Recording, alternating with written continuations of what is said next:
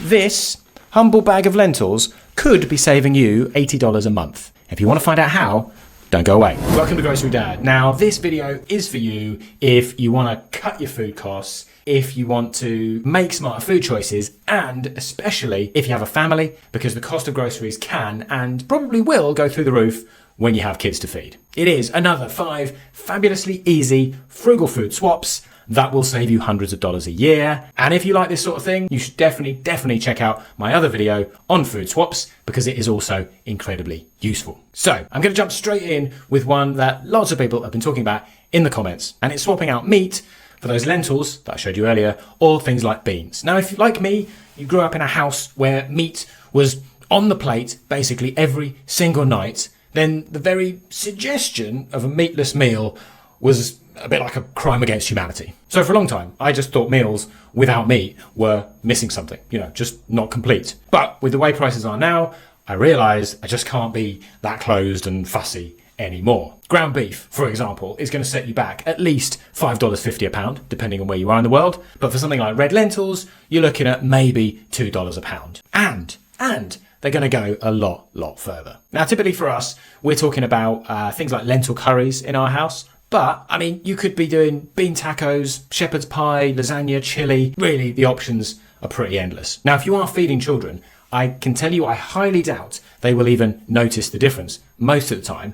And if they're teenagers, you might just notice they're raiding the fridge less often than they used to. Now, we're not full-blown vegetarians by any stretch, nothing wrong with that, it's just not our bag, but we do aim for 1 to 2 meatless dinners a week. And if you were to do the same, you could be saving yourself upwards of $80 a month. Now then, into your home-cooked meatless chili, you may wish to add a little spice, get the flavours going a little bit with some herbs or some cumin or something like that. On this, I used to think, go for the brand, that's what I know, that's what I trust, and, well, more fool me, really. Because a jar with a brand name on it could easily be setting you back $6, and one with no brand name, but exactly the same stuff inside it, might be as little as $2. And if you buy it in bulk, it's going to be even cheaper per ounce. So a little trick to consider here with this one is looking for that international food section at your regular store, or go and hunt out one of those specialist grocers, because in either case, you might well find one big bag of bay leaves or paprika, or whatever it is you're after, is going to cost you less than one of those tiny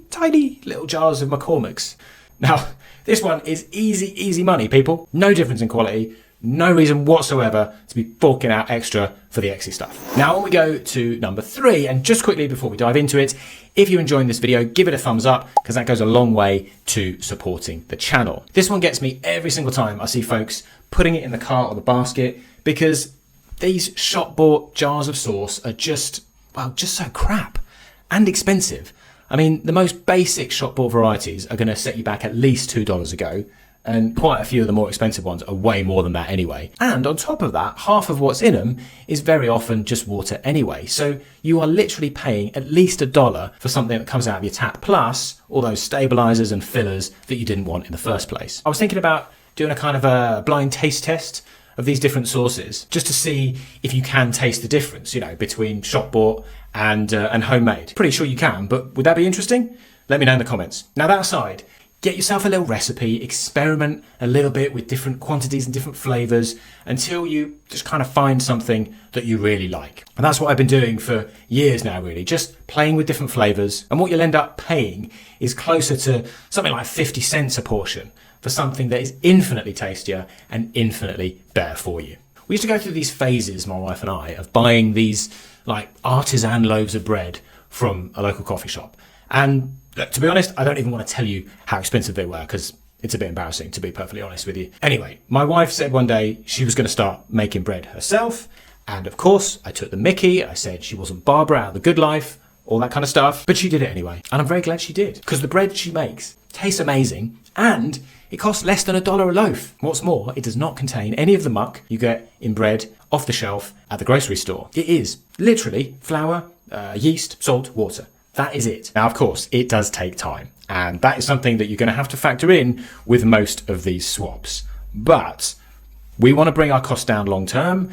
We want to improve our diet. And so we have had to make certain choices. And these are the kinds of choices that you will have to consider too. Basically, swapping some of your time for cheaper, better quality homemade food. And that brings us to what we're finishing off with today, and it's another one that I was just brought up on, really, and many of us were. Every morning, you come downstairs, and there, sitting on the table, you'd see the box of breakfast cereal. Now, along with the packaged bread that we were just talking about, you've got right there two of the worst ultra-processed foods laid out there for brekkie, the most important meal of the day, and then just sitting in your stomach until lunch. Now, I'll be honest, it was only really pretty recently that I kicked this habit, and it was just as my children were starting to get hooked on it as well. So that was kind of this extra little impetus or stimulus for me to do something different. So nowadays, we go with oats, topped off with fruit, with nuts, cinnamon, honey, or some eggs, poached, boiled, fried. Whichever way you go, it keeps everyone fuller for longer, and it cuts down on those sugar spikes too. And very, very importantly, way, way more economical. Depending obviously on where you are in the world, you could be talking as little as 10 cents per portion for your bowl of oats, while your sugary, frosty choco flake things, on the other hand, are easily going to be 3 to 4 times more expensive than that. So folks, give these smarter food choices a go, and if you have more clever swaps, which I know plenty of you do, please do share them in the comments. Give this a thumbs up if you enjoyed it. Check out my website for more savings ideas, or use my affiliate link, because it really helps the channel out. Now, you're going to love this next one if you like saving money on groceries. So thanks again for being here, and I hope to see you